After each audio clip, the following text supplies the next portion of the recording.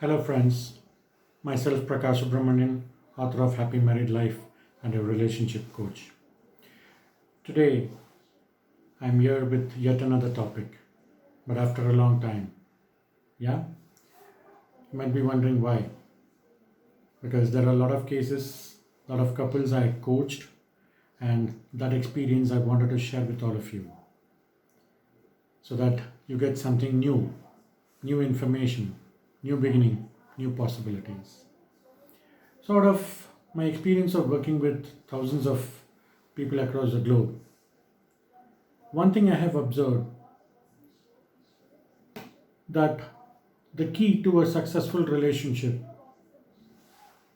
is empathy, acknowledging another partner's contribution or each partner's contribution to a happy married life.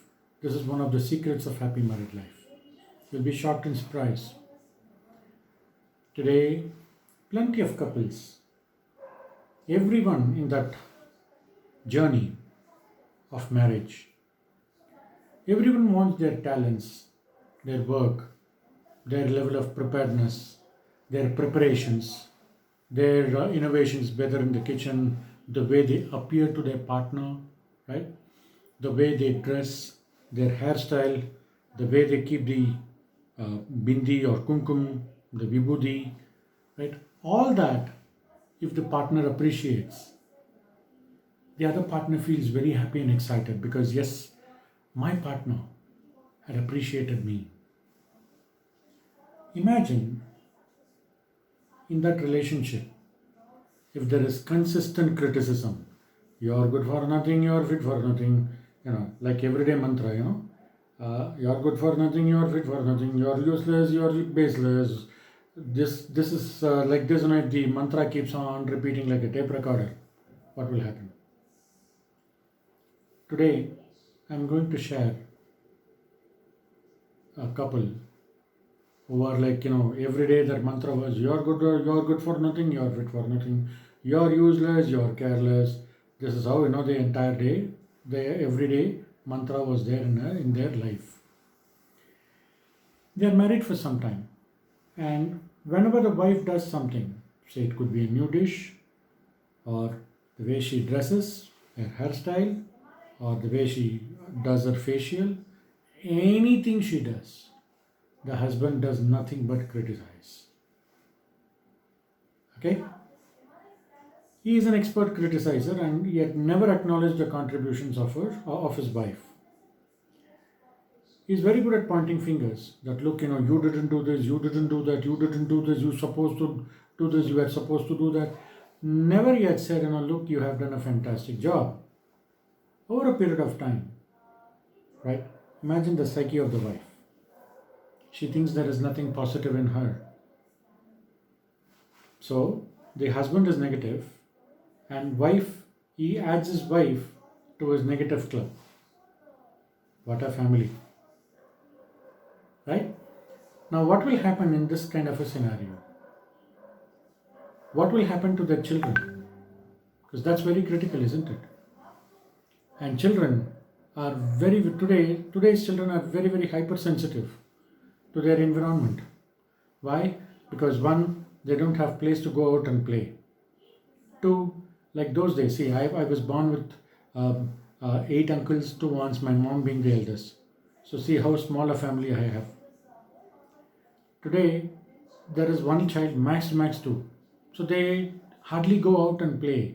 They are very comfortable, addicted to their mobile phones, and they are leading their life like that. No point in complaining about them, right? The assumption, why should I express my love to you? Don't you know that I love you?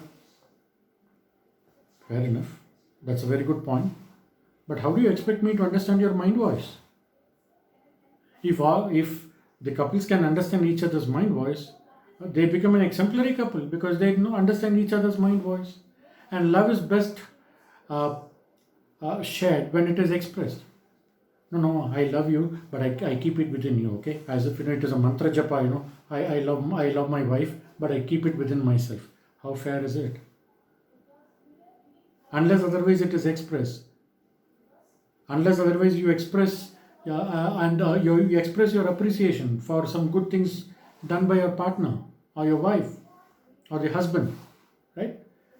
The other person doesn't know what's wrong in expressing it. After all, he or she happens to be your partner, right? I mean, don't misinterpret he or she here. When I say he, it is for the wife, and when I say she, it is for the husband, okay? So don't get me wrong here. Then I do not want to be dragged into an unnecessary controversy, okay? The wife on the other side craves for the attention. Over a period of time, the husband doesn't realize he is responsible for the lack of confidence in his wife, though not intentional. Okay? It was never intentional. He does something unaware that he is doing it to his wife, what we call as a meta behavior. For example, this can happen in anyone's family. Wife does preparation, food preparation, with a lot of beautiful intent. Okay, she prepares the food. It is natural for human beings to make mistakes. Okay, so one day the wife, when she is preparing the food, little bit of salt is added than the normal level, or it could also be a situation where the tomato happens to be the naughty tomato. So obviously, the salt goes a little high. This is true for everyone, because every day they prepare a food keeping certain quantity in mind, and they put that quantity in the food. So what happens in a scenario like this? What the hell of a food you have done? You did this. You're doing this like this. You're purposefully doing this, and now the husband is becoming hyper. He will talk about his family, the girl's family. He will talk about the girl's mother, the girl's father, etc., etc., etc. And now you can add adjectives, nouns, pronouns, and whatever you want to, because it happens everywhere, right? Now, what has the girl's family got to do with her preparation? Nothing. But why is this coming in the way of the food? Now, things like this leads to discontent in the married life. There have been plenty of situations where the husband doesn't know how to give a feedback to his wife. Though he gives he is expected to give feedback about his colleagues at work. The feedback about her family, certain things that happened during the marriage or prior to the marriage, look, you guys didn't respect me. I don't know what does this word respect mean. Respect is something which is best felt in your heart, in the other person's heart, not by words. No point in saying sugar-coated cyanide words in front of you and behind you talking bad about you. That is not respect. I was not respected. What is the respect that you are expecting? You expect people to bring to elephants, loads of horses, and other things, and loads of people to welcome you. Nonsense. Even you yourself will not like it. And today's world is such that it has become more advanced. Don't be in the 16th century. Come to the 23rd century. You have to think ahead, not behind. No, I am not respected. Okay, fair enough. What has got the food has got to do with your respect? Nothing. The same way, if you just alter your focus, because the salt is more, right? Just say, I think of you. I think about you. Today's food preparation, I always think about you. The message is subtly conveyed to your wife that something is not well. And immediately she will swing into action, because no wife would want her husband to go through a smallest of the smallest suffering. That is the woman, because they are born with compassion, born with that motherly love, that motherly care. Instead, if you are complicating, what is your ultimate objective? You want the wife or the husband, right? Whoever is You want them to take appropriate action. That's your objective, and that must be your objective, don't you? So think about it. Just alter it. Or another way of looking at it, just go close to your wife. After all, she's a wife. Just give her a hug and a small pat on her back and say, "Hey, what happened? Are you all right?" She will start speaking out. You need to give your wife that space where she can openly come and talk to you about her problems. It could be such that she must be under some kind of a tensions at work, because today both the husband and wife had to go to work. Otherwise, it becomes very difficult, right? So, this is one of the things where, mentally she would have been going through certain stress. She may not be able to express it to you unless otherwise you give her that space. So, imagine if she's going through like this and you yourself is adding fuel to the existing fire. As a partner, you must be a pain reliever, not a pain creator. Okay? When you are a pain reliever, she is with you for life. When you are a pain creator, you are yet another person. You are yet another person in the journey. So what difference you have made? And is life all about finding faults? No. So what you have to do, you have to move your journey in your happy married life. You have to move your journey from being complaining about her. You also need to look at the contributions she has made.